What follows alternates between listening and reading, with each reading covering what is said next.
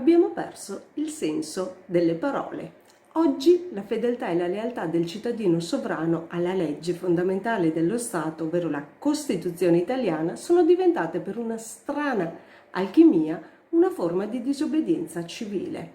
In realtà la disobbedienza è riferita a delle pseudonorme mal interpretata da chi ha il ruolo di diffondere le notizie.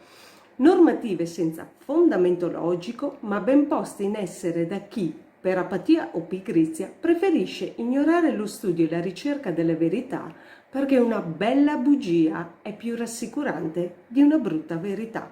Significa infatti necessità di agire, ma l'inazione è più comoda. E così chi pratica le azioni fedeli alla Costituzione dell'Italia, definita Repubblica Democratica dal primo articolo della stessa, diviene un disobbediente. Utilizzando il libero pensiero critico comprendiamo che qualcosa sta andando storto. Personalmente evito di dichiarare disobbediente civile chi incarna l'idea di cittadino sovrano. Chiamo tutto questo piuttosto civile fedeltà all'Italia e agli italiani. Ma da dove nasce il concetto di disobbedienza civile? Comprenderlo è possibile appellandoci al significato di questa parola. Il dizionario etimologico la descrive come il mancato adempimento dell'altrui comando o volontà. Nessuno deve eseguire comandi o volontà altrui. Una legge la si sceglie per risonanza, perciò non diviene obbedienza, ma spontaneità nel seguire quanto si incarna come ideale di vita personale e comunitaria. Quando si eseguono i cosiddetti ordini, in realtà dovrebbero essere semplicemente indicazioni di richiamo alla memoria di ciò che sono le regole che abbiamo scelto noi di seguire. La gerarchia non deve essere imposizione, ma regolazione di determinati processi che scegliamo di porre in essere. Ognuno di noi è chiamato a liberarsi dalle imposizioni e porsi al servizio attraverso la condivisione di intenti e la collaborazione nel rispetto della propria e delle altrui libertà.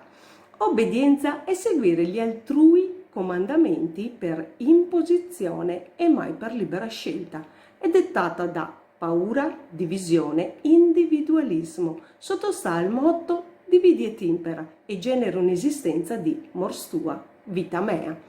Questa condizione aberrante predispone all'annichilimento di regole proprie per sottomettersi a quelle degli altri, considerate dai nostri codici subconsci come delle autorità, ossia persone a cui noi cediamo la gestione del nostro autos, la sostanza del nostro sé. Cosa significa avere delle regole? Significa stabilire i limiti laterali della strada che decidiamo di percorrere per azione dell'intelligenza attiva, evitando di lasciare il sentiero per impulso ormonale. La regola è una guida diretta per la missione o scopo che ci siamo prefissati di attuare nel paradigma vissuto. È una guida per noi, è la nostra quindi personale direzione, che non necessariamente corrisponde a quella degli altri. In un sistema di obbedienza siamo estraniati da ciò che guida il nostro essere, che si annulla per sostituirsi ad altro costruito artificialmente da terzi individui, che hanno deciso cosa è meglio per noi, ma secondo i loro programmi psicoemotivi ed esperienziali. Ricordiamoci un aspetto fondamentale: noi non siamo loro. Scegliere di seguire una legge significa smettere di fare per noi ciò che gli altri vogliono per noi, liberando l'espressione dei nostri talenti in una continua creazione di bellezza e perfezione. Il sistema di obbedienza punta alla debolezza più diffusa dagli esseri umani, il soddisfacimento delle emozioni a breve termine a sfavore di quelle a medio-lungo termine.